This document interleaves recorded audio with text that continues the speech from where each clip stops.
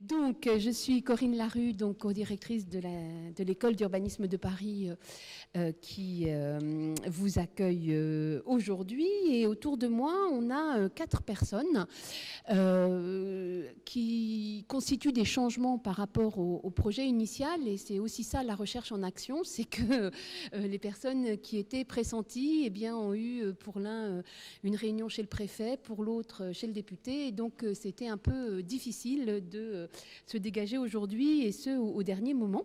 Donc on remercie beaucoup Nassima Baron d'avoir bien voulu participer à cette table ronde qui, je pense, est intéressante aussi au regard de son parcours qu'elle pourra expliciter. Donc Nassima est professeure à l'école d'urbanisme de Paris, mais a été en position à la DATAR, a eu même un rôle d'élu, si mes souvenirs sont exacts.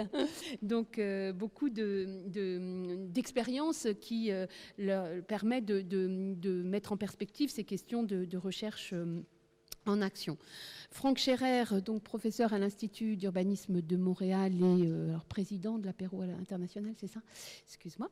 Donc interviendra, j'imagine, plutôt du côté de la recherche, si mes souvenirs sont exacts. Et pour accompagner donc cette table ronde, Damien Denisot, mon voisin de droite, qui est donc à l'Association des communautés de France. Chacun d'entre eux présentera un peu plus précisément son parcours au moment des questions qui vont animer cette table ronde. Et enfin, Brigitte Guigou, qui est chargée de mission à l'Institut d'aménagement et d'urbanisme de la région Île-de-France, et également PAST, c'est-à-dire professeur associé à l'école d'urbanisme de Paris, ce qui lui fait une position d'interface, un peu comme Nassima, mais je dirais des deux extrêmes. Alors pour structurer cette table ronde, on avait imaginé qu'on puisse aborder cette question des recherches urbaines en action autour de 3 principaux temps. Dans un premier temps, il nous avait semblé qu'on pouvait aborder la question tout d'abord de la programmation de la recherche. Beaucoup des institutions qui lancent des appels d'offres, que ce soit à l'échelle européenne, à l'échelle nationale ou même à l'échelle régionale, le font au regard de processus de concertation en amont qui mobilisent notamment les acteurs des territoires pour ce qui concerne les thématiques urbaines. C'est le cas du PUCA, c'est le cas du ministère de l'écologie pendant longtemps. Et donc, je voulais aborder en premier temps la question de la participation des différents acteurs autour de la table, en tout cas des représentants de ces acteurs, à ce moment-là de programmation et pour pointer finalement à la fois des expériences qui peuvent illustrer ces processus, mais aussi illustrer les difficultés, tout comme l'intérêt de ces processus de programmation de la recherche en amont. Dans un deuxième temps, je pensais qu'il pouvait être intéressant d'aborder cette question chemin faisant, c'est-à-dire la recherche en train de se faire, où là encore les connexions avec les acteurs des territoires sont souvent très très forts, plus ou moins institutionnalisées. C'est vrai que le programme POPSU avait essayé d'institutionnaliser ces relations en mobilisant à la fois des chercheurs, des acteurs et le PUCA. Là encore, il me semble que les exemples pourraient être donnés autour des écueils à éviter, des intérêts que tant acteurs que chercheurs ont pu trouver dans ce type de dispositif. Et puis, il me semblait aussi qu'un dernier temps pouvait être abordé, qui est celui de la valorisation, de la diffusion, de la dissémination, comme nous disent nos Anglais, de la percolation des travaux de recherche, de leur calage ou de leur décalage avec les préoccupations des acteurs. Et donc, c'est sur ce troisième temps que je vous proposais de conclure. Alors, on n'a pas du tout organisé la table ronde en rond, d'abord parce qu'on est en ligne, mais surtout, on n'a pas du tout déterminé les temps ni les modalités de parole. Donc, pour ce premier temps, sur la question de la programmation de la recherche, du rôle de vos institutions dans ces dispositifs, qui veut se lancer en premier? Alors là, silence. J'aurais dû organiser mieux les choses. Tu veux? Bon, allez. Allez, c'est parti. Bon, écoute. Profites-en aussi pour te présenter. Oui, merci beaucoup Corinne. Je ne vais pas laisser Corinne toute seule en cette fin d'après-midi qui a déjà été très, très riche et très dense. Et je dois dire que j'ai été très impressionnée par la qualité des présentations et des échanges qui ont déjà eu lieu cet après-midi. Donc voilà, c'est un moment important pour moi, voilà, que cette inauguration de l'école d'urbanisme de Paris et toutes les activités qui s'y déploient, et une journée riche. Alors par rapport à l'ambition que tu nous proposes de réflexion, Corinne, moi je me sens une toute petite chose, vraiment. D'une part, et puis d'autre part, je crois que je ne suis pas toute seule, enfin rassurez-moi, à être universitaire de plein pied, avoir fait différents diplômes, parcours, etc. On a beaucoup parlé de la thèse tout à l'heure, donc on ne va pas y revenir.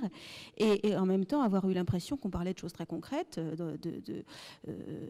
qu'on est dans l'urbain, qu'on est dans le paysage, qu'on est dans des grandes questions collectives et des enjeux que tout le monde partage. Et donc l'action paraissait tout à fait liée à cette perspective. D'où des passages aussi bien, alors on a tendance à retenir cette période parce que c'est une période où j'ai travaillé au sein de l'État, mais il y a aussi tous les niveaux institutionnels, d'autres niveaux institutionnels qui sont tout à fait opérationnels et qui d'ailleurs produisent de la recherche aussi. Donc voilà, vraiment des expériences. Je suis quelqu'un qui apprend tous les jours et voilà, à petits pas. Par rapport aux questions très importantes que tu nous poses, moi j'ai quelques bribes, toutes petites bribes à partager, et je n'ai pas de certitude dans ces questions importantes. Alors d'abord, tu nous poses des questions par rapport à l'impulsion et la programmation, des grandes questions qu'il faut mettre à l'agenda et qu'il faut discuter pour essayer d'aller un petit peu plus loin dans ce que l'on connaît, mais surtout dans ce que l'on ne connaît finalement pas bien encore.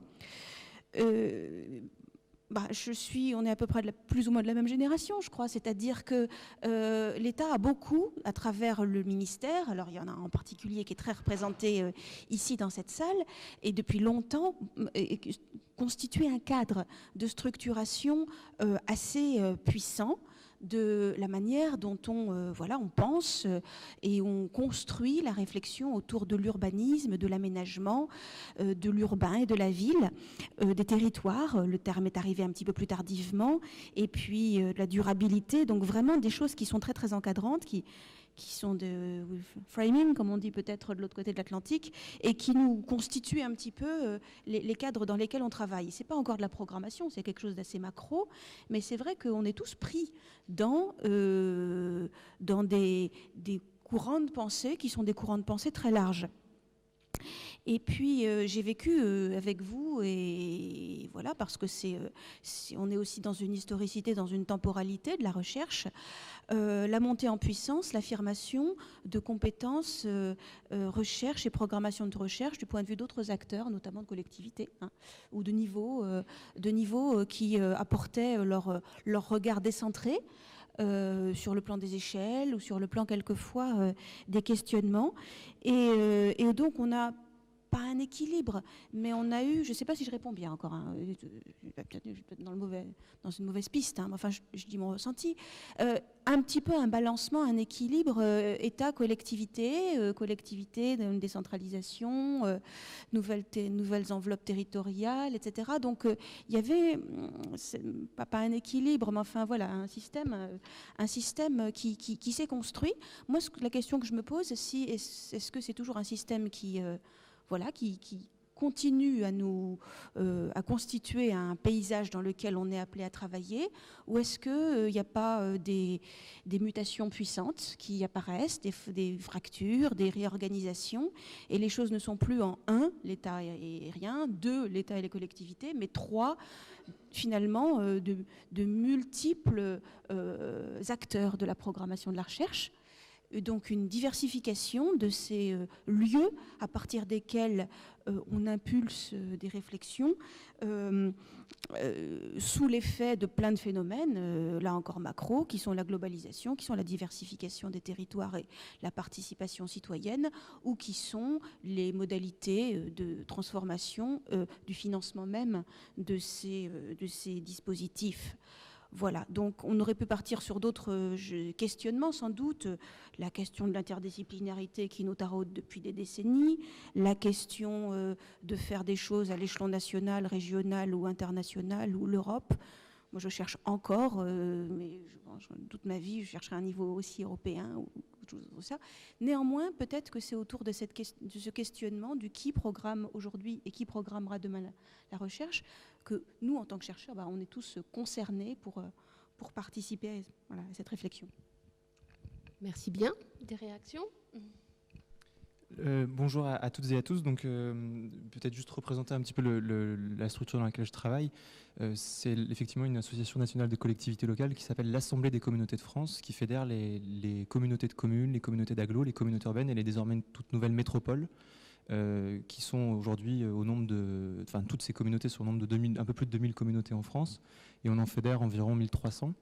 Donc c'est une association nationale qui est basée à Paris, et on est des lobbyistes. Je crois que c'est comme ça qu'il faut se définir. C'est ça notre principale activité.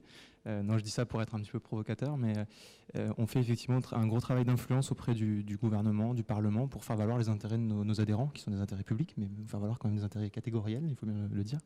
Voilà, donc c'est une structure qui est très en lien naturellement avec ses adhérents, avec les communautés de France. Et au titre des communautés, le premier élément, et là je m'adresse peut-être plus spécifiquement aux enseignants et aux étudiants, c'est qu'on est une fédération d'employeurs, puisque un grand nombre d'entre vous, à terme, devra, en tout cas je vous le souhaite, trouver un job. Et c'est vrai que les collectivités locales, que ce soit par la voie de concours principalement, ou bien par la voie de l'emploi contractuel, sont des employeurs extrêmement importants. Et à ce titre, on est tout à fait vigilant aux logiques de certification professionnelle, aux logiques d'insertion de l'emploi, etc. C'est des points sur lesquels on est très très impliqués. Le deuxième élément, c'est la question en fait de ce que ça apporte au territoire, la question de l'enseignement supérieur et de la recherche. Et là, clairement, pour les élus locaux, je crois que c'est pas une découverte, c'est un vecteur de qualification des populations locales, c'est un vecteur d'attractivité du territoire, c'est un vecteur de compétitivité économique. Et c'est des éléments pour lesquels nos élus sont très mobilisés, essentiellement les territoires qui sont des territoires qui accueillent des universités, qu'elles soient de plein exercice ou des sites dits secondaires, peut-être d'ailleurs a fortiori plus fortement et de façon plus volontaire dans les sites secondaires. C'est vraiment un sujet d'aménagement du territoire au sens large. Donc que ce soit sur la vision employeur avec des notions de gestion prévisionnelle des emplois et des compétences, donc ça nous intéresse beaucoup de savoir comment vous vous formez dès à présent, et sur la question de la qualification, c'est un sujet qui est vraiment à l'agenda de nos collectivités locales, et qu'il a été d'autant plus, et je souscris complètement à ce que vient de dire Nassima sur la programmation et sur le nouveau paysage qui se recompose, du fait d'une loi récente, la loi dite Fioraso, la loi d'enseignement supérieur et de recherche, dans laquelle nous on avait porté des propositions qui finalement n'ont d'ailleurs pas été complètement acquises, qui étaient d'inventer effectivement, alors ça a été très débattu dans le milieu universitaire, j'espère ne pas trop me faire critiquer là-dessus, mais nous on avait proposé effectivement d'être dans des logiques de contrat de site quadripartite, État, région, collectivité locale et établissement d'enseignement supérieur et de recherche. Donc ça avait été très débattu. On sait que la CPU avait pris des positions tout à fait orthogonales par rapport à celles que nous avions prises. On a perdu sur ce sujet-là. Mais nous, on estimait que pour réussir à créer ces conditions, alors le terme est très rebattu, mais d'écosystèmes locaux ou territoriaux d'enseignement supérieur, d'innovation, etc., il fallait absolument que les collectivités locales rentrent dans la gouvernance des établissements d'enseignement supérieur et de recherche. Donc je suis bien conscient que c'est quelque chose de très controversé, ce que je suis en train de vous dire, mais c'était une position que nos élus avaient portée avec beaucoup de force, pour la simple raison que, en fait, dans les tours de table financiers qui visent à soutenir soit des équipements de recherche, soit des équipements universitaires ou d'enseignement supérieur, ça peut être des CROUS, ça peut être des bâtiments de logement étudiants, etc., on est déjà très largement des financeurs structurants, et on estimait avoir en plus de ça une capacité peut-être d'apporter à des visions de territorialisation de l'enseignement supérieur et de la recherche.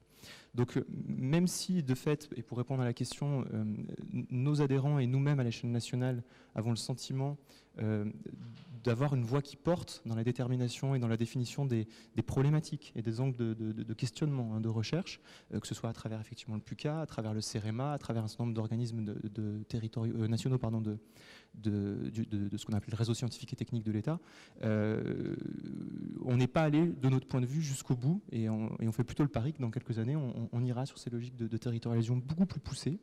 Ce qui ne signifie pas que l'État doit sortir du jeu, naturellement, mais ce qui signifie que les collectivités locales doivent sans doute faire un pas un peu plus en avant, parce que le constat qu'on fait malgré tout, on a fait beaucoup de travaux ces dernières années sur comment l'enseignement supérieur et la recherche s'implantait sur les territoires, comment on travaillait, montre quand même qu'il y a encore une grande méconnaissance de nos différentes instances, des vrais sujets des fois d'incompréhension, des vrais sujets de difficultés de dialogue assez chroniques, qui font que ça ne fait pas forcément système sur les territoires. Il y a des territoires qui marchent peut-être mieux que d'autres, mais dans un certain nombre de configurations, ça ne prend pas. Et là-dessus, j'en arrive un petit peu au débat qui a été évoqué juste à l'instant sur ce que nous on appelle plutôt dans notre milieu les questions d'ingénierie territoriale et sur la partie vraiment de recherche. C'est vrai qu'on s'aperçoit que depuis maintenant une trentaine d'années, grosso modo la décentralisation, on a un mouvement un peu pendulaire où l'ingénierie qui était offerte aux collectivités locales pendant très longtemps était plutôt une ingénierie fournie par l'État, que ce soit l'État central, l'État déconcentré. Et depuis 30 ans, en fait, on voit une mutation énorme de cette ingénierie au service des politiques publiques locales. Et cette ingénierie, aujourd'hui, on est un peu au milieu du gué, c'est-à-dire que à la fois, on est toujours, nous, collectivités locales, très demandeurs d'État, et à la fois, on est en train de structurer nos propres outils d'ingénierie. Et la question de la recherche, pour l'instant, est pas forcément toujours bien identifiée dans cette structuration de l'ingénierie. Et je pense que c'est vraiment un sujet qu'il faut qu'on mette en agenda aujourd'hui, et de voir si effectivement des commandes, on reviendra sur POPSU tout à l'heure, mais peuvent pas effectivement s'institutionnaliser de ce point de vue-là, en créant des lieux, des passerelles pérennes dans le temps, qui permettent à des collectivités locales, pourquoi pas, d'avoir un dispositif de recherche pérenne en lien avec des universités, pas forcément du territoire d'ailleurs, on peut se poser aussi la question d'avoir une forme d'ouverture à d'autres territoires. Voilà un peu les éléments que je voulais dire jusqu'à présent sur cette première phase. Ouais. Merci. Donc moi je travaille à l'Institut d'aménagement et d'urbanisme Île-de-France, qui est un organisme qui participe de cette ingénierie territoriale dont parlait Damien Denisot. L'IAU, en 2 mots, c'est 180 personnes, une agence d'urbanisme d'échelle régionale, d'urbanisme et d'aménagement, qui a un statut singulier de fondation et qui est financé à 85% par la région Île-de-France. Donc on est un organisme créé en 1960 qui produit de l'étude, de l'observation, de l'expertise sur la région Île-de-France et parfois un peu au-delà, et qui accompagnait au départ l'État en 1960 dans le processus de planification et urbanisation, et depuis la décentralisation, principalement la région Île-de-France. Voilà, il se trouve que par ma trajectoire personnelle, j'ai été amenée à travailler une dizaine d'années au Centre scientifique et technique du bâtiment. Comme disait Corinne, je suis aussi, ça fait 15 ans maintenant que je suis à l'IAU, je suis PAST depuis un certain temps, et donc j'ai été dans des fonctions un peu de charnière entre le milieu professionnel, l'action, on va dire, pour dire les choses un peu rapidement, et la recherche ou la formation universitaire. Alors, un petit mot par rapport à l'IAU. C'est vrai que là j'ai actuellement une fonction de go-between entre l'IAU et le milieu académique. On dit à l'IAU, on a l'habitude de dire qu'on est des passeurs entre la recherche et l'action. Et c'est vrai qu'on est des acteurs, on est un acteur qui contribue de différentes façons, au travers de la commande, au travers de la coproduction de recherche avec des chercheurs, ou bien au travers de la valorisation. Donc on contribue au lien entre la recherche et l'action.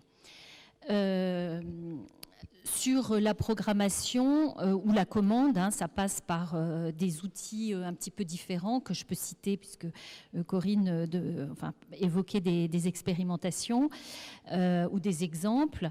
Ça passe soit par des commandes directes que l'IAU peut faire à des chercheurs, collectifs ou individuels, sur un sujet qui nous semble être un sujet important et qui est un peu un angle mort.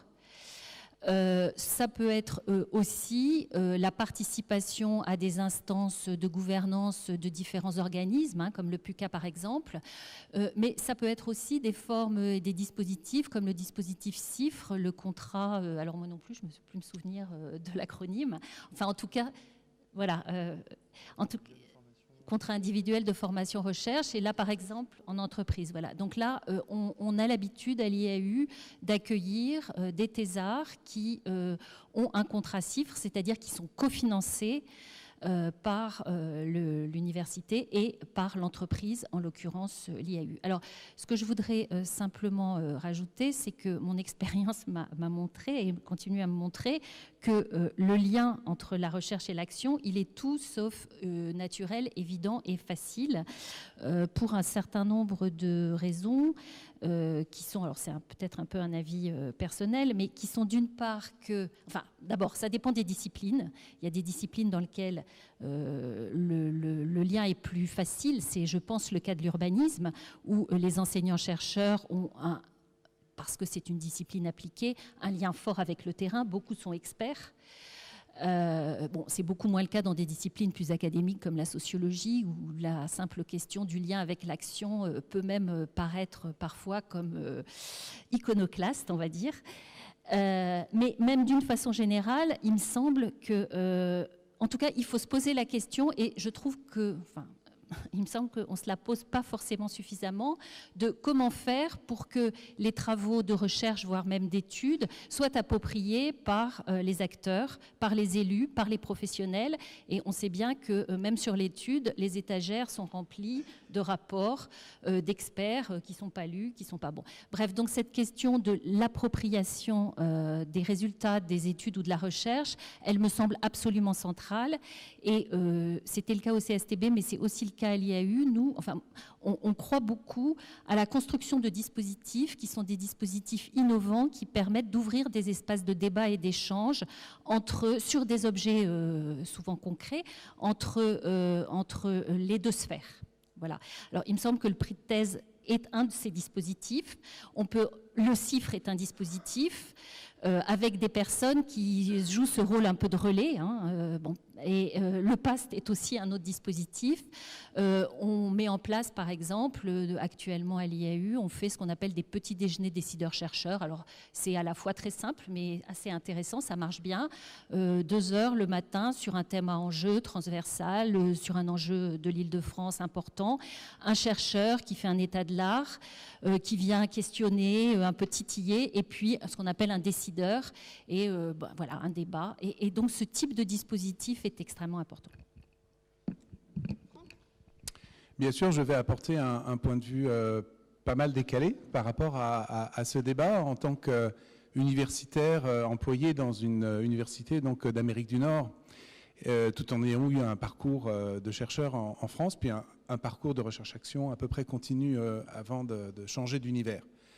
Je crois qu'il faut vraiment sortir de France pour se rendre compte à quel point la recherche urbaine est une spécificité à peu près unique. Et cette spécificité, elle tient à quelques éléments, c'est-à-dire un champ de recherche qui a été entièrement créé par une commande publique, par de la recherche incitative de façon continue depuis les années 60, et avec toute une série de dispositifs extrêmement puissants de médiation et de construction d'une programmation de recherche, dont évidemment la figure pour moi la plus exemplaire dans ce champ est le PUCA, précédemment plan urbain, précédemment mission, la recherche urbaine, etc. Quelque chose donc qu'on ne retrouve nulle part ailleurs. Et je vais aller plus loin, c'est une chance extraordinaire qu'on a eue en France, vraiment extraordinaire. Parce que je peux vous dire que quand on vous enlève ça, vous vous rendez compte qu'on vous a enlevé votre habitus, quand vous vous retrouvez ailleurs. Donc, alors ça suppose se reconstruire comme chercheur, notamment dans la recherche-action. Ce qui veut évidemment, donc je pense qu'il faut se rendre compte que ça a été quand même une formidable chance de pouvoir bénéficier de ça pendant aussi longtemps, c'était un peu unique. Les 2 autres endroits où on a essayé de reproduire ça, ça a été les États-Unis avec les études urbaines à la fin des années 60, au début des années 70, où le gouvernement fédéral a mis beaucoup d'argent sur une recherche-action qui était essentiellement liée aux grandes émeutes raciales des centres-villes, des villes américaines. Ça a été l'Allemagne également, confrontée plutôt à, je dirais, le développement de modalités alternatives de faire la ville, etc., au début des années 70. Dans ces 2 endroits, ça a disparu, en fait, sous ces formes-là, en tout cas, de financement, d'organisation, de médiation. Et il n'y a qu'en France que ça a vraiment subsisté. Bon, on pourrait refaire l'histoire de la recherche, mais c'est quand même assez fondamental. Alors, comment on peut faire la recherche-action dans un autre cadre ? Ben d'abord, c'est plus difficile, effectivement, parce que Mais en même temps, ça suppose plusieurs choses. D'abord, ça veut dire que dans les domaines de l'urbanisme et des études urbaines, d'une manière générale, eh bien, le monde universitaire a dû se structurer par lui-même. C'est-à-dire se doter de revues, se doter de lieux d'enseignement, de recherche, se construire, non pas par rapport à une demande extérieure, une programmation en partie extérieure ou avec des intellectuels organiques, mais donc ça veut dire aussi que du coup, il y a peut-être un problème en France, et on le voit bien mais j'en parlerai tout à l'heure, la difficulté de faire émerger une revue scientifique dans le domaine de l'urbanisme, effectivement à sortir de ce giron d'une certaine manière. Ce confort formidable. Ça, c'est un premier point. Donc, il y a eu forcément une construction plus autonome et donc, du coup, une plus grande autonomie aussi à construire un agenda de recherche. Donc, ça, c'est quand même un point important. Deuxième point, eh bien, évidemment, il y a de la recherche-action qui se fait au Québec, par exemple, comme il s'en fait en France. Je pense à peu près peut-être autant. Ça n'a pas du tout la même visibilité parce que c'est beaucoup cas par cas. Et c'est à chaque fois, il faut construire la demande de recherche à partir d'une demande d'étude, on va dire, c'est ça, principalement. Tout dépend des domaines. Il y a des domaines en Amérique du Nord où il y a une recherche-action très structurée. C'est essentiellement le cas en santé publique, principalement. Mais dans le domaine de l'urbanisme ou des études urbaines, peu. Et donc, il faut à chaque fois, et de surcroît, non seulement les subventions qui viennent au niveau provincial ne sont pas orientées vers la recherche-action, même s'ils commencent à aller de plus en plus, mais de surcroît, les villes elles-mêmes n'ont aucune habitude de formuler une demande de recherche. Donc, et les villes elles-mêmes n'ont pas d'argent, de plus. Il n'y a pas de décentralisation, donc voilà, de toute façon, on est vraiment sur Mars. Hein. Bon. Alors, il y a, finalement, on retrouve des choses qui existent en fait en réalité derrière cette grande institutionnalisation à française et qui peuvent être aussi des choses sur lesquelles s'appuyer également dans le contexte français. D'abord, en fait, quand on regarde la façon dont se constitue la recherche-action, quel que soit le dispositif dans lequel on s'inscrit, on se rend compte, et c'est particulièrement vrai si vous travaillez directement avec des collectivités locales, comme ça arrive de plus en plus, c'est arrivé de plus en plus en France, les relations interpersonnelles sont assez fondamentales et il faut qu'il y ait des médiateurs qui viennent de l'institution publique, privée ou autre d'ailleurs, parce qu'on parle du public, mais évidemment les organismes privés, qui soient finalement frottés à la recherche pour pouvoir comprendre le langage des recherches. C'est fondamental. Et ça, c'est quelque chose qu'il va falloir chercher encore plus individuellement, je dirais, dans le cas nord-américain. Mais en fait, ça le fait parce qu'il y a plus de gens qui ont fait des thèses, certaines mesures qui se trouvent dans le monde professionnel. Et donc ça va jouer. Deuxièmement, ce travail est très enrichissant, c'est-à-dire de devoir traduire une demande d'études, souvent très très basique, en une demande de recherche, un peu plus générique. C'est un travail qui est évidemment très formateur, y compris pour les jeunes chercheurs qu'on implique très fortement dans ce type de dispositif quand il existe. Bon, ça, c'est quelques éléments que je peux évoquer à ce propos-là. Cela dit, ce que j'observe, et je pense que ce n'est pas si différent que ça en France, c'est que dans la contraction générale du financement de la recherche qu'on observe dans les pays développés, malgré un discours qui dit qu'il faut que la recherche soit utile, qui est ultra dominant, mais en fait, la recherche-action, ce n'est pas celle qui est favorisée par les financements. Il y a comme un paradoxe.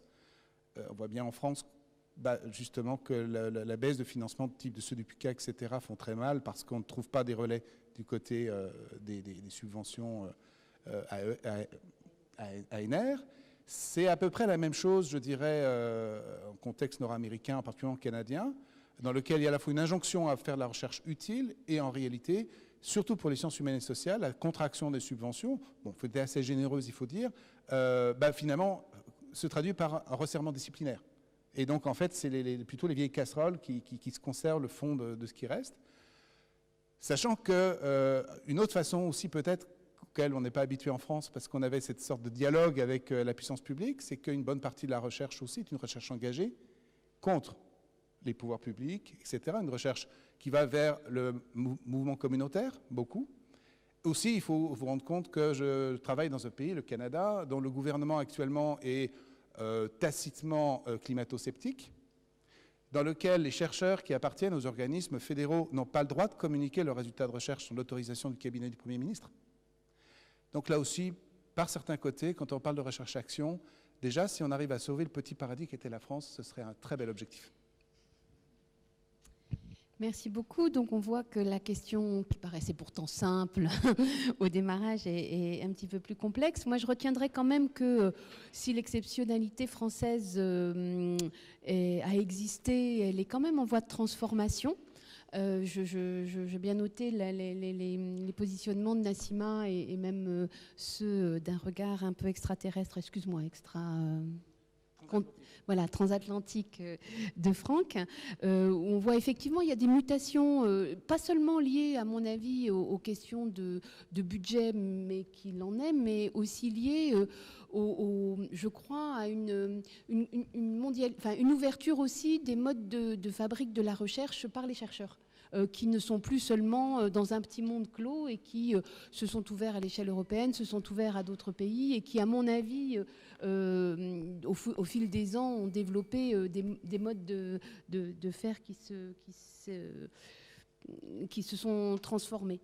En revanche, ce que je retiens des interventions, notamment des représentants des deux acteurs, c'est à la fois l'intérêt, vous avez tous les deux mentionné l'intérêt de cette proximité à la recherche, mais aussi la difficulté. L'intérêt, il était lié aussi à une sorte de traduction, alors sous forme d'ingénierie territoriale, sous forme de questions, sous forme de traduction de différents types, et donc du coup d'utilité de cette proximité à la recherche, d'une part, et d'autre part, cette difficulté, il me semble que vous avez un peu mis sur la table, difficulté à trouver le bon créneau. Alors je pense que le bon créneau, il faut qu'il soit au pluriel, hein, c'est ce que vous avez mentionné aussi, c'est-à-dire qu'il y a différents temps, différents moments, différentes modalités de connexion entre cette recherche et l'action. Et il me semble que je vous interrogerai bien tous les deux sur la fabrique un peu chemin faisant, c'est-à-dire que finalement les acteurs, ils sont sans doute plus intéressés, plus intégrés, plus concernés, si on peut utiliser ce mot, par la recherche en train de se faire. Les chercheurs aussi sont, là encore, plus en demande de connaissances, d'interactions, d'interrelations, d'entretien, de connaissances d'une situation, de compréhension. Donc, qu'est-ce que vous avez à nous dire, vous, en tant qu'acteur, sur ces moments un peu privilégiés de la recherche en train de se faire ? Le premier élément, c'est le besoin, c'est un peu enfoncer des portes ouvertes que de dire ça, mais c'est le besoin vraiment impérieux de réflexivité sur l'action que mettent en œuvre les collectivités locales. Ça a été évoqué, alors le mot naturellement c'est sans doute celui de complexité, à la fois juridique, technique, financière, hein, effectivement on parle de contraction budgétaire, qui contribue en fait à opacifier d'une certaine façon la capacité de compréhension de l'action qui est en train de se conduire dans les collectivités, avec des responsabilités qui sont de plus en plus importantes, même s'il y en a encore dans un entre-deux, entre volonté de recentraliser un certain nombre de politiques publiques, je parle notamment du logement avec la loi Allure ou l'énergie avec la loi de transition énergétique, et qui paradoxalement donne beaucoup de compétences aux territoires locaux. Et donc il y a un côté quand même un peu apprenti sorcier sur les territoires aujourd'hui, hein. On joue un petit peu avec des capacités d'action qui sont assez inédites en termes de compétences, et qu'il faut essayer de comprendre un peu chemin faisant. Donc ça, c'est un premier élément. Le deuxième élément, là, je prendrai un peu l'expérience du POPSU, puisque avant d'être à la DCF, j'étais à la communauté d'agglomération de Grenoble, qui avait été l'un des sites retenus sur le POPSU, donc la plateforme de... Alors là, pour le coup, j'ai aussi oublié l'acronyme, mais d'observation des projets et stratégies urbaines. C'est ça. Donc, qui était un dispositif qui me semble extrêmement intéressant dans la mutation justement qu'il propose, où on a encore le caractère incitatif de la recherche qu'évoquait Franck Scherer tout à l'heure, avec un pilotage PUCA assez affirmé. Malgré tout, une codéfinition initiale de la programmation, et derrière une demande de la part du maître d'ouvrage global de ce dispositif d'encourager les collectivités locales et les chercheurs sur les territoires à construire des projets relativement institutionnalisés de relations les uns avec les autres, avec un cahier des charges qui était assez intéressant et qui disait il faut que 2 fois par an, je ne me souviens plus quel était le chiffre, mais vous passiez dans les instances de la collectivité locale pour faire valider un petit peu les points d'étape, etc. Et je trouve que ce dispositif-là, il est extrêmement intéressant de ce point de vue-là, justement sur cette logique un peu hybride entre cette logique incitative et la capacité que les collectivités locales ont apportée. Alors, à Grenoble, il y avait une certaine habitude de travail de ce type-là, mais qui était très liée à ce que Franck évoquait tout à l'heure, c'est-à-dire beaucoup de relations interpersonnelles, beaucoup d'élus aussi, qui sont en fait des chercheurs, et finalement, peu d'institutionnalisation en tant que telle, c'est-à-dire peu de capacité à établir des relations dans la pérennité, et par-delà, effectivement, ces relations un petit peu préférentielles d'acteurs les uns avec les autres.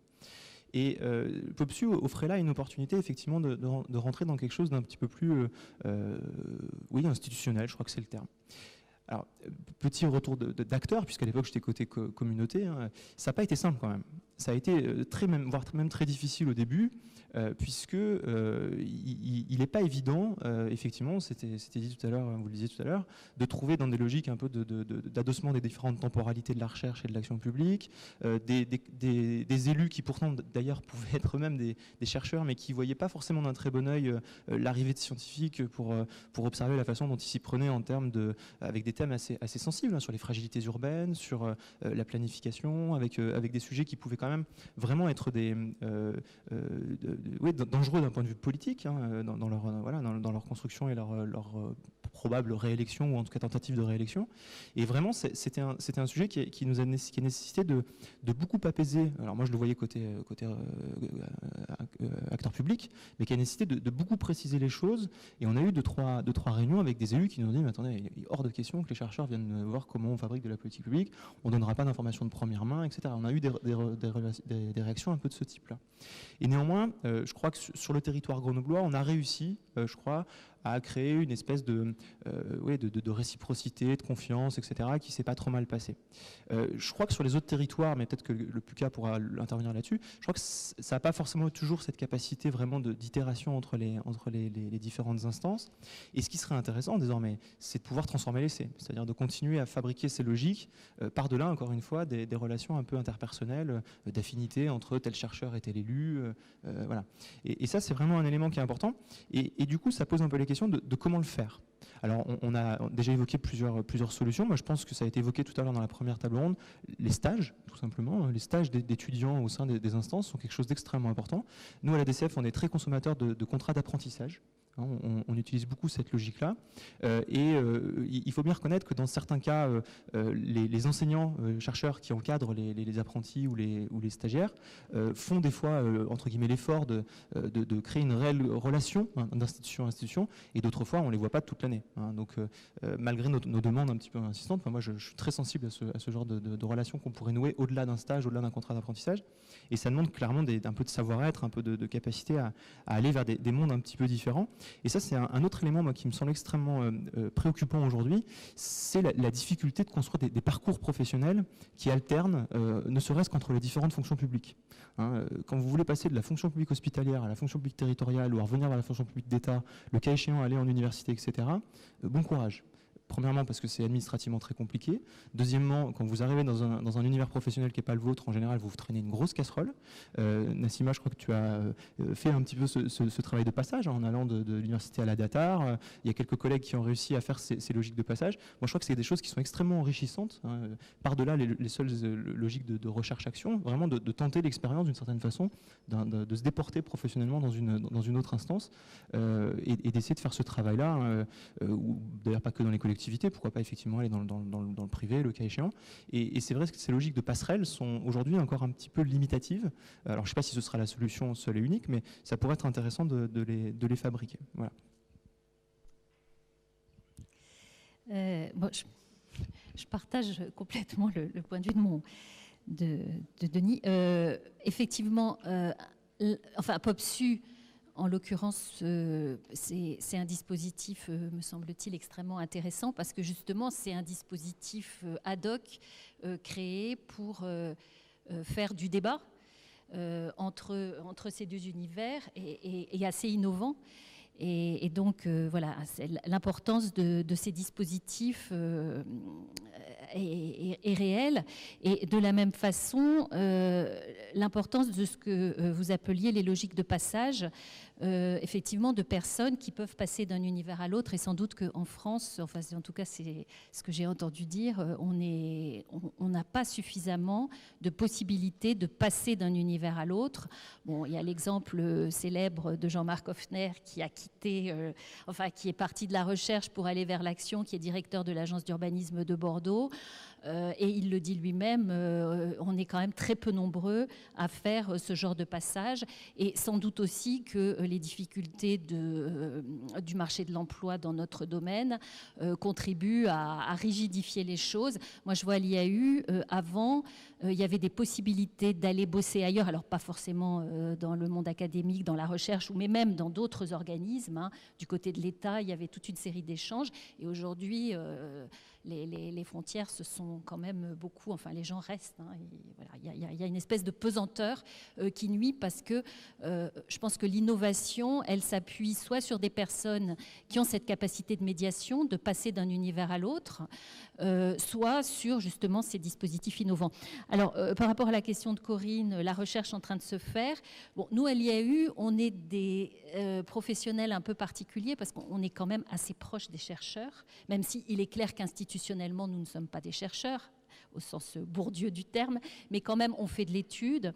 Et il y a un dialogue fort, et je dirais que les travaux académiques, enfin les résultats de la recherche, ça constitue un peu notre pain quotidien, quoi. C'est-à-dire que pour faire de l'étude, on lit, on utilise, on travaille avec, on valorise, soit dans nos études, soit dans nos publications. On a toute une série de publications, les cahiers, ce qu'on appelle les notes rapides, qui sont des 4 pages, un peu comme ceux du PUCA, qui sont effectivement, là encore, des petits outils hyper pratiques, parce que extrêmement lus par les professionnels, les élus, les décideurs qui n'ont pas beaucoup de temps. Enfin bon, bref.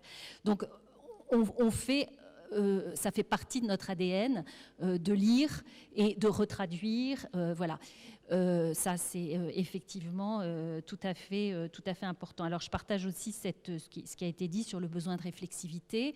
Effectivement, nous, en tant que chargés d'études, où on a ce besoin de s'appuyer sur les travaux qui sont faits par des gens, chercheurs, qui ont, même si vous en avez de moins, enfin, ils en ont de moins en moins quand même un peu plus de temps que nous pour faire de la bibliographie approfondie, qui sont aussi dans des dispositifs de colloques ou de choses comme ça, où il y a de l'échange, donc on a besoin de se nourrir de ça. Et les professionnels et les élus, bon, on va dire les décideurs pour faire vite, ont aussi effectivement ce besoin de réflexivité. Alors, moi, ce qui me frappe quand même, c'est que, mais je ne sais pas, ça pourrait peut-être être discuté. Il me semble qu'il y a évidemment énormément de décideurs qui lisent des travaux, heureusement, académiques ou des travaux de recherche dans leur domaine. Évidemment, il y a la question du temps nécessaire pour le faire, mais que finalement, ça se fait un peu sur un mode individuel. C'est-à-dire, c'est en fonction des sensibilités des uns et des autres, en fonction aussi des réseaux. Parce que les décideurs, ils sont effectivement dans des réseaux de sociabilité, dans des dîners, dans des choses comme ça. Mais ça se fait voilà, sur un mode un petit peu individuel et sans doute que pas suffisamment, enfin à mon sens, sur un mode collectif. Alors voilà, c'est pour ça que un dispositif comme PopSu est tout à fait important. Alors en vous écoutant tout à l'heure, je me disais, donc PopSu, la DCF a milité pour une présence plus importante des collectivités locales dans la commande de recherche. C'est ça, j'ai bien compris, c'est à peu près ça. Oui, non, mais ce que vous avez dit auparavant, c'est-à-dire, c'était l'idée que les collectivités locales ou territoriales pouvaient être davantage impliquées dans la programmation de la recherche et dans la commande de recherche, un peu comme par exemple la région. Effectivement, fait de la commande de recherche. Bon, je ne sais pas si c'est ça. Mais et dans la vie des établissements supérieurs, d'accord, ok. Bon, d'accord, oui. Non, moi, la question que je me posais, c'est est-ce que, ça pose plein de questions, c'est un vrai débat, mais est-ce que le fait que les collectivités puissent être davantage impliquées facilitera l'usage, l'utilisation des recherches, des résultats de la recherche et le lien entre la recherche et l'action? Il me semble que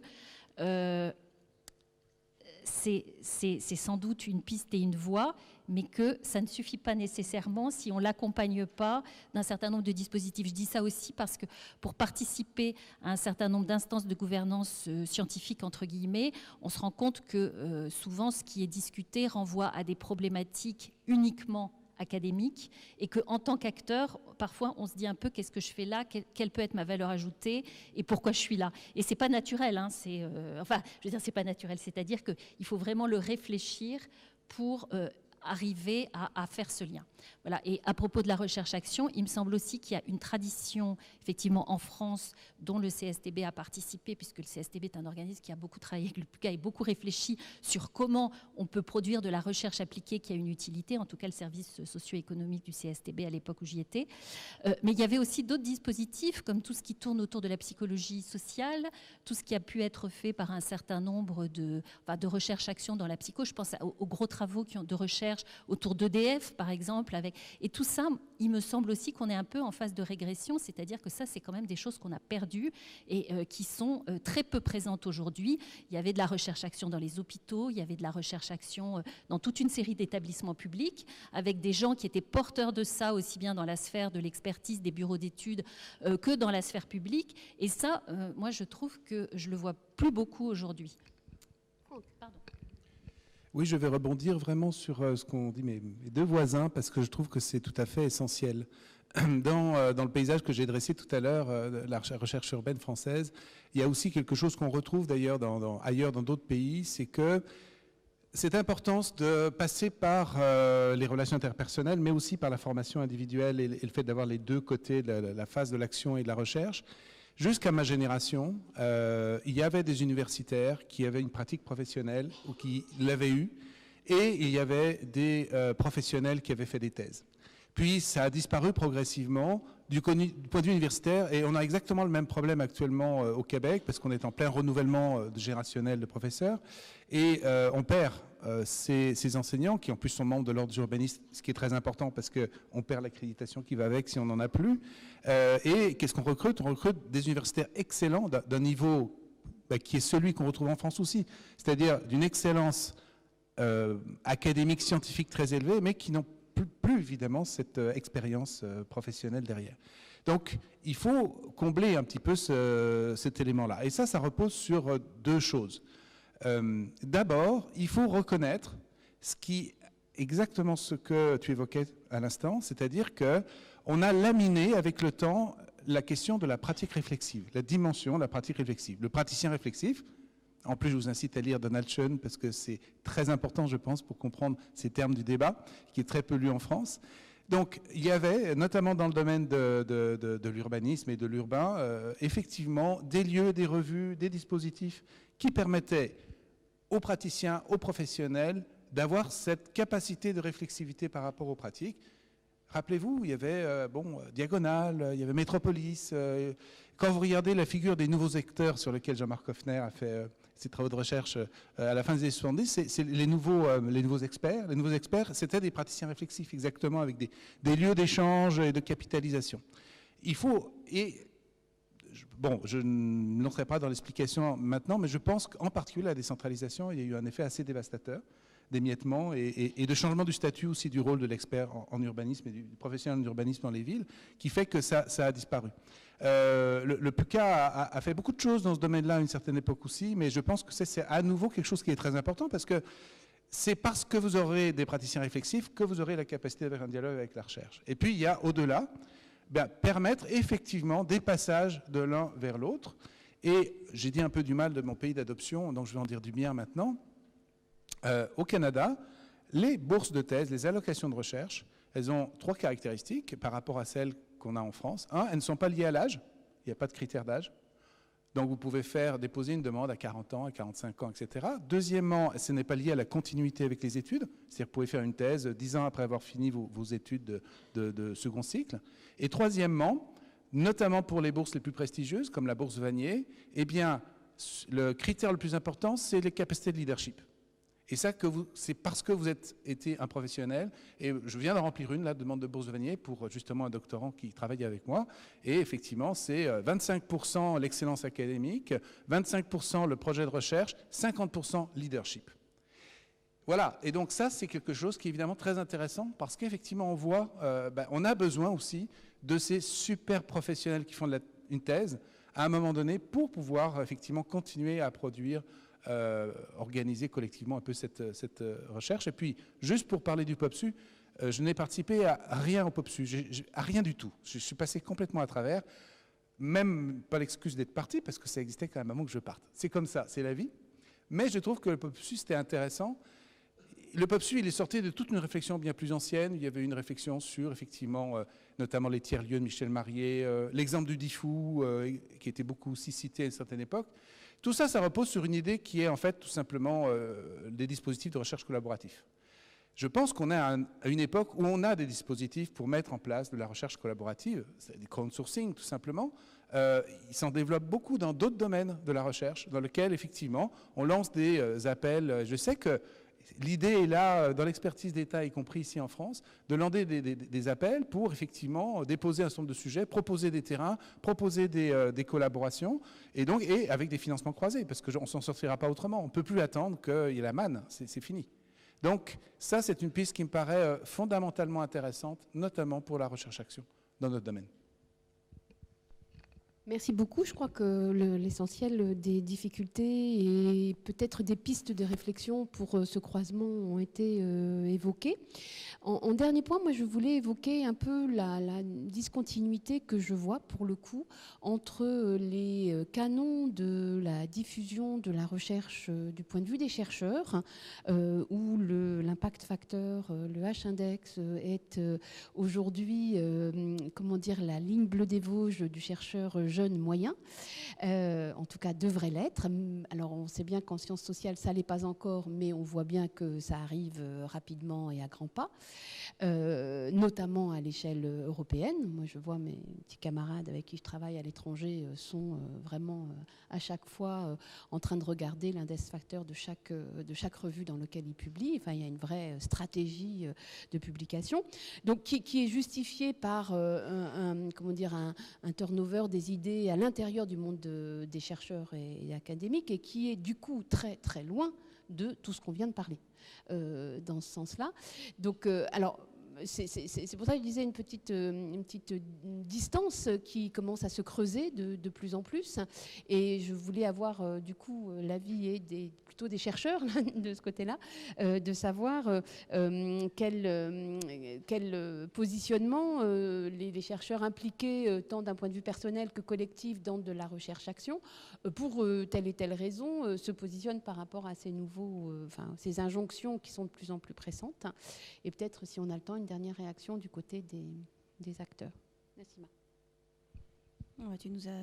Là, c'est un vrai challenge que tu... Minutes, c'est bien. Oui, je crois qu'effectivement, on vit quand même un changement culturel assez profond et assez rapide, donc je suis complètement d'accord avec ce que tu dis. On est confronté à la quadrature du cercle, se rapprocher, effectivement, on entend tous la même musique, rentrer dans une communauté de recherche, des communautés très actives, partager au sein de la communauté des thématiques nouvelles, l'interaction entre action et recherche, lever un certain nombre de verrous et rentrer dans ces logiques de réactualisation, peut-être même de plus en plus rapide, des thématiques, parce que le terrain le demande, parce que l'international le demande, parce que le réel le demande et va peut-être lui aussi de plus en plus vite. Donc il y a ce rapport aux éléments extérieurs, et puis les logiques internes du système de la recherche, dans lesquelles j'appellerais ça une sorte d'aspiration un petit peu, et une sorte de mise en concurrence aussi qu'on ressent entre collègues ou entre projets, entre programmes. Moi, ce que j'aurais tendance à dire, c'est que en ce moment, je préside le conseil scientifique d'un des programmes du ministère du Développement durable. Donc, je suis, j'allais dire, toujours identifiée à des cadres qui ont une antériorité, dans lesquels on est dans un héritage, dans lesquels on a construit beaucoup de choses en termes d'articulation, communauté territoriale, collectivité versus chercheurs versus systèmes nationaux de sélection, d'appui, d'accompagnement des programmes. Et il y a cet écartèlement, donc le côté académique, c'est-à-dire de faire, par exemple, très concrètement, ça veut dire, est-ce qu'on se met sur des colloques pointus, vraiment recherche en Chine, ou est-ce qu'on se met sur des colloques de terrain à trifouiller les oies avec les acteurs, ou est-ce qu'on fait les deux, et comment on arrive à gérer notre temps pour faire les deux en faisant de la recherche à l'école, le UP, les masters et tout ce que tu connais. Voilà, mais il n'y a pas que cet écartèlement-là, il y a aussi le fait que par rapport aux objets mêmes, sur lesquels on essaye de travailler, et peut-être l'urbain, voilà, eh bien, il y a cette nécessité de faire avec, je crois, un objet qui est de plus en plus dispersé, je le disais tout à l'heure, parce qu'il y a la diversification des lieux à partir desquels il y a cette programmation ou cette configuration de la question. Et donc, tout à l'heure, on disait ça se fait en marchant, la recherche. Ça se fait en marchant avec les acteurs et les chercheurs. Ça, c'est absolument vrai. Mais ça se fait en marchant parce que j'ai l'impression qu'il faut toujours... Enfin, il faut en partie refabriquer un récit autour de l'urbain et peut-être de l'urbain français. Enfin, bon, ça, il y a aussi des problématiques très nationales par rapport à ça. Il y a des objets qui reviennent, les villes moyennes ou les métropoles ou autre chose. Donc, on est un petit peu écartelé entre l'approche un peu modélisatrice, un peu internationale, un peu configurée en fonction d'attentes académiques spécifiques, et puis le système dans lequel, voilà, qui est plutôt de l'ordre du récit, qui est plutôt de l'ordre d'un héritage de la pensée urbanistique française qui est inscrite, voilà, dans des canons et dans un contexte un petit peu spécifique. Peut-être même quelquefois un peu vintage, je trouve, parce que voilà, je trouve qu'il y a vraiment, ça a été configuré, comme disait Franck, il y a 40 ans, et que voilà, ça c'est marqué. Et c'est l'âge qu'on a aussi. Bon, voilà. Donc, entre dispersion, diversification, excellence, restructuration de l'ensemble, intégration des étudiants, l'UP aussi va être un bon prisme pour voir comment nous tous, on est tous petites grenouilles qui essayons de bouger, d'agir. On peut peut-être répondre et surmonter tous ces défis en s'organisant aussi un petit peu collectivement. Voilà, la recherche, pendant longtemps, elle a été assez isolée, assez personnelle aussi quand même, inscrite dans des programmes, mais marquée par des noms. Hein. Voilà, quel est le gourou de telle ou telle structure. Dans le système dont tu parles, dans le système effectivement de l'excellence, de l'index factor et autres, c'est aussi assez collectif. C'est aussi fondé sur des logiques de solidarité, d'articulation à moyen terme entre des acteurs qui construisent des stratégies. Donc il y a peut-être aussi un apprentissage dans ce domaine que nous devons faire tous collectivement. Voilà. Merci. Franck ? J'ai 2 éléments de réponse. Le premier élément de réponse, c'est une annonce. J'ai le plaisir de vous annoncer qu'aujourd'hui, nous avons mis en ligne le numéro 1 de la revue internationale d'urbanisme, qui se veut la revue de référence scientifique dans le domaine de la recherche en urbanisme, un vieux serpent de mer. Donc j'ai d'autant plus de plaisir, je pense que c'est d'autant plus important que c'est de notoriété publique. J'étais assez sceptique vis-à-vis de ce projet, donc je trouve que c'est finalement de bonne guerre que j'ai le plaisir de pouvoir l'annoncer. Mais aussi pourquoi, ça peut paraître paradoxal, parce qu'au moment où tu parles d'impact factor et des terroristes de l'impact factor, pourquoi parler de l'importance d'une revue justement de publication scientifique qui se veut de rang A? Tout simplement parce que pour pouvoir faire de la recherche-action en urbanisme, il faut d'abord pouvoir faire de la recherche en urbanisme. Et aujourd'hui, sans revue, vous ne pouvez pas être reconnu comme chercheur. Donc déjà, pour faire reconnaître le fait que la recherche en urbanisme ça a du sens, il faut une revue francophone. Il y a des revues, il y a plein de revues anglophones, mais pour ceux qui en ont fait l'expérience, savent très bien que c'est extrêmement compliqué de publier avec le background théorique et épistémologique que nous avons en France dans une revue nord-américaine, parce qu'effectivement, la culture, notamment la planning theory, est totalement différente. Bon. Donc, à moins de savoir publier dans les deux, ce que certains savent faire et ce que je commence à apprendre à faire bien forcé, puisque moi aussi, l'impact factor, je connais maintenant, c'est évidemment la revue francophone était importante. Mais aussi parce que vous lirez l'éditorial qui a été signé par l'équipe, et vous verrez que cet éditorial en appelle justement, le numéro 1 est sur l'urbanisme comme savoir, et interroge complètement le rapport à l'action. Et l'intention de la revue, c'est aussi d'être un lieu de dialogue entre praticiens et chercheurs. Et c'est très clairement positionné dans ce sens-là. Il y aura des modalités de publication dans ce sens-là. Je me fais porte-parole de l'équipe. Je ne suis pas responsable de cette publication, sauf en tant que président de l'apéro international qui supporte, qui est le support institutionnel. Ça, c'est le premier élément de réponse. Deuxième élément de réponse, mais je pense que c'est un pas important pour clarifier un certain nombre de choses. Deuxième élément de réponse, c'est aussi dans l'ordre de l'explicitation. C'est-à-dire qu'on avait une culture dans laquelle recherche, action, transfert de connaissances et en même temps production intellectuelle étaient un peu mélangés. Et puis finalement, c'était oui, c'était intéressant, je dirais, d'être là-dedans. On vivait ces contradictions, mais on n'avait pas tant on n'était pas si soumis que ça à la dictature des classements internationaux. Bon, c'est fini. OK. Moi, c'est clairement, je suis dans cet univers-là. Depuis longtemps, c'est fini. Ici, en France, ça commence à finir, sérieusement. Alors, c'est pas compliqué. Je reprends l'exemple donc, du Canada. Au Canada, dans une université, c'est explicitement dit, dans votre carrière, vous avez 4 fonctions, et la 4e, ça s'appelle mobilisation des connaissances. Ou service à la collectivité, ça dépend des universités. Donc c'est très précisément identifié, c'est-à-dire que vous devez, au même titre que la recherche, l'enseignement et l'administration, faire de ce qu'on appelle en français québécois la mobilisation de connaissances. Transfert de connaissances, si vous voulez. Il y a des guides pour ça, il y a des méthodes pour ça, il y a des exemples, il y a des dispositifs, parce qu'il y a des guides pour tout en Amérique, c'est déjà ça, mais surtout parce qu'effectivement, c'est reconnu dans la carrière. Donc ça, évidemment, c'est un point extrêmement important. Et là, je pense qu'il y a, notamment au niveau du CNU, quelque chose à faire valoir de fort. Deuxièmement, donc il faut identifier et puis dire, effectivement, on évalue aussi ça, bon, en tant que tel. Et puis on le mesure, je veux dire, il faut le faire, il faut y aller, quoi, il faut y aller franchement. Ça me paraît tout à fait indispensable. L'autre chose, c'est que vous ne pouvez pas déposer une subvention de recherche type ANR, donc c'est le CRSH par exemple, sans que vous ayez un volet très précis de transfert de connaissances et de mobilisation des connaissances. Puis je peux vous dire que vous ne pouvez pas écrire n'importe quoi. Parce que déjà, vous n'avez pas beaucoup de chance de l'avoir, mais en plus, si vous le faites n'importe quoi, là, vous en avez 0. Et j'ai été évaluateur, puis j'ai vu comment fonctionnaient les autres évaluateurs. Donc voilà, ça, c'est aussi des éléments. Puisqu'on doit sortir de l'implicite et de cette culture où finalement ça se passait à la bonne franquette, dans ce cas-là, il faut effectivement donner, notamment aux chercheurs, les moyens de faire valoir dans leur carrière.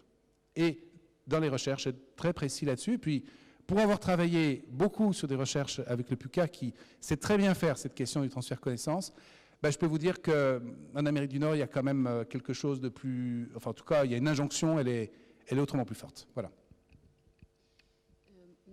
Je me tourne quelques... Voilà, une des questions, tant pis pour vous. OK. Je ne sais pas ce que tu... Les deux questions. Louis.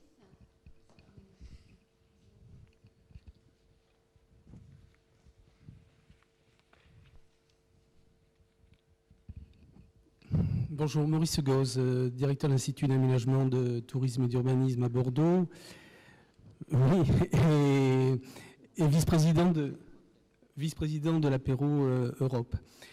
Je partage tout à fait beaucoup de choses qui ont été dites.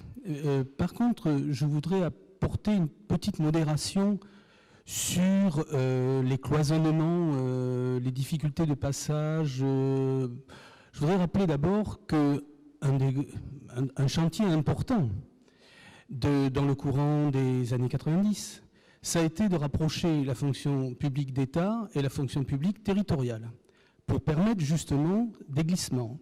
Et ça a permis le déversement de beaucoup de fonctionnaires d'État vers les collectivités territoriales et singulièrement vers les niveaux intercommunaux qui étaient en train de se mettre en place. Deuxième chose, nous avons la chance en France, dans la fonction publique d'État, de pouvoir utiliser 2 dispositifs. Le premier, c'est le détachement. La DATAR a pu fonctionner notamment grâce au détachement de réguliers d'universitaires. Que ce soit pendant 10 ans, par exemple, dans le cas d'un institut comme le mien, que ce soit pendant d'autres années, dans le cas qu'on a pu rencontrer à Toulouse, etc. Donc des universitaires ont pu travailler dans ce contexte-là grâce à cette possibilité. Autre possibilité, les disponibilités qui vous permettent d'aller travailler ailleurs et de garder vos droits, de revenir dans votre administration d'origine avec un droit de réintégration et en plus une carrière. Pour le détachement, votre carrière continue à évoluer. Si vous regardez les listes du CNU, toutes les personnes qui sont détachées apparaissent sur les listes du CNU. Donc c'est une petite modération que je voulais faire simplement, mais par contre je partage beaucoup de choses. Peut-être, moi j'aurais pris une autre comparaison pour les universitaires que les agences d'urbanisme. Il me semble qu'il y a une proximité entre le travail des agences d'urbanisme, et d'ailleurs il y a toujours eu des universitaires dans les agences d'urbanisme, il y a une certaine proximité entre le travail d'observation, les agences ont un rôle d'observatoire important notamment, de prospective.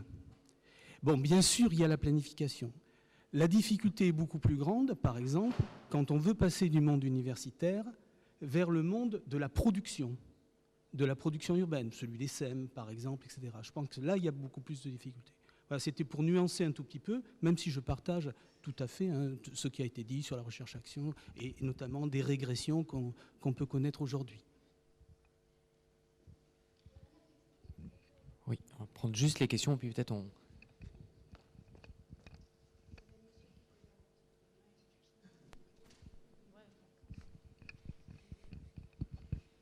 Bonjour, excusez-moi.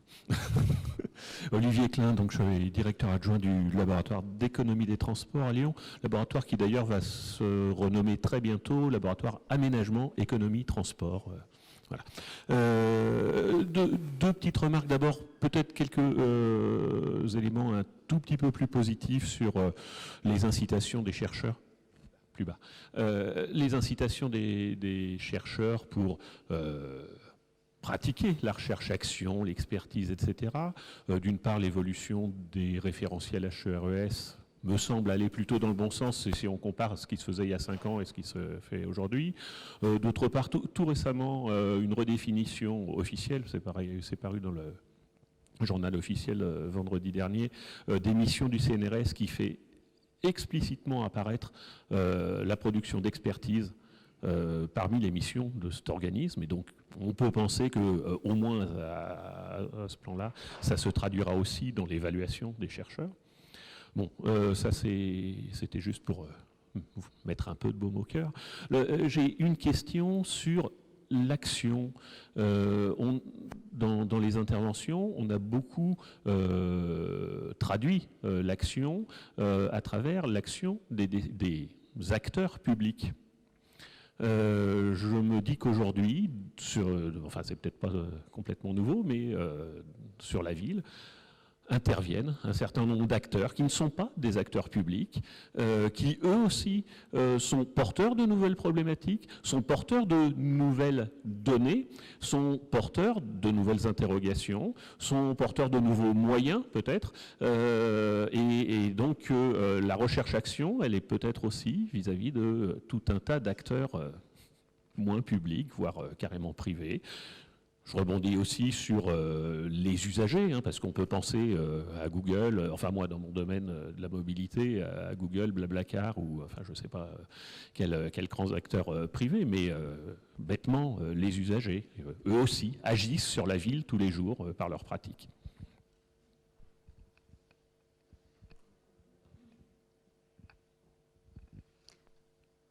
Oui, alors moi, ce n'est pas tellement une question, c'est plutôt un témoignage, puisque je suis donc au PUCA et responsable depuis 2012 de la plateforme d'observation des projets et stratégies urbaines, dont vous avez quand même pas mal parlé tout à l'heure. Donc, je voulais plutôt porter un témoignage sur la manière dont ça s'est effectivement construit, quels sont les points positifs et peut-être les écueils ou les pistes de progrès qu'il faudrait pouvoir développer à l'avenir.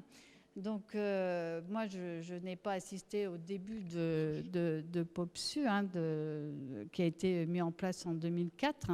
Donc, en fait, il y a eu 2 programmes de recherche qui ont été lancés. Et on peut dire que finalement, il y a un réseau qui est désormais reconnu, mais qui s'est construit aussi dans le temps. Donc, il y a eu une confiance réciproque qui s'est mise en place petit à petit, et sans doute à travers le premier programme, pas forcément toujours facilement, mais qui s'est poursuivi et qui a répondu à une demande, et je pense aussi bien de la part des collectivités que des chercheurs, parce qu'il y a vraiment ce besoin de rencontre qui effectivement ne trouve pas d'espace suffisant ailleurs. Il semble que ce soit un des seuls dispositifs.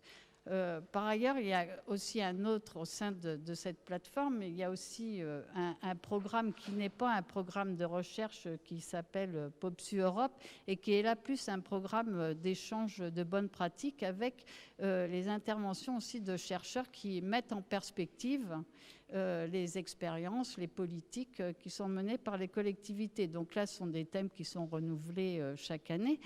Et ce que j'ai pu observer, c'est qu'il y a réellement une satisfaction de part et d'autre et une continuité, donc une demande qui se poursuit d'année en année. Alors en ce qui concerne le programme POPSU 2 là, qui s'est achevé, bon, moi j'ai essayé de faire un petit bilan aussi auprès des collectivités. Donc ce qui est vraiment apprécié, c'est les échanges qui ont pu rythmer aussi le programme, parce que le programme il est sur 3 ans. Alors comme vous le disiez, c'est aussi un peu long, parce que ça a été... Mais bon, il y a aussi le temps de la recherche et le temps de l'action. Donc là, il faut peut-être essayer de trouver un dispositif un peu plus approprié. Enfin bon, donc c'est plus au niveau du rythme qui est donné, des échanges et qui ont lieu autant avec les techniciens qu'avec les élus, qu'il faut aussi pouvoir mobiliser sur le long terme. C'est ça aussi la difficulté. Ensuite, il y a, oui, globalement, les collectivités sont très satisfaites, mais c'est vrai qu'elles ont parfois une difficulté à avoir un réel dialogue avec les chercheurs, c'est-à-dire qu'on a aussi des logiques et sûrement aussi un parler qui est différent et des questionnements qui peinent parfois à se rencontrer, donc la nécessité de mettre en place davantage d'instances de rencontres. Mais en même temps, dans la plateforme POPSU, il y a aussi l'objectif de mettre à disposition de tous les résultats de la recherche. Donc il faut savoir qu'il y a eu un colloque national, mais il y a aussi des séminaires ou une journée d'études, par exemple, qui va se tenir demain à Lille et qui est organisée tant par l'université que par Lille Métropole pour justement pouvoir assurer cette rencontre. Et ce qui est important, c'est, comme vous le disiez, les résultats de la recherche. L'objectif, c'est que ça soit aussi utilisé, que ça puisse éclairer l'action. Donc que les personnes qui travaillent sur ces domaines puissent aussi en être averties et que cela ne soit pas seulement mis dans un placard.